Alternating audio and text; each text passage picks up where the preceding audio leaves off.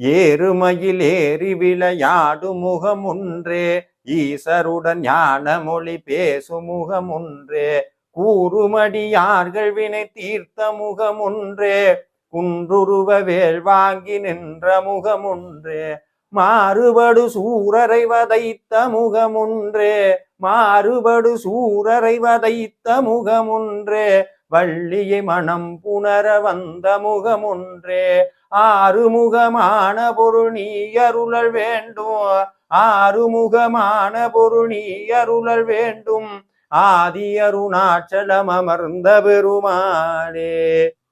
இந்த ஆத்மா முருகனுடைய பாதத்தில் என்றும் இணைய வேண்டும் அப்படிங்கிறதைத்தான் இந்த அற்புதமான திருப்புகள் சொல்லுகிறது.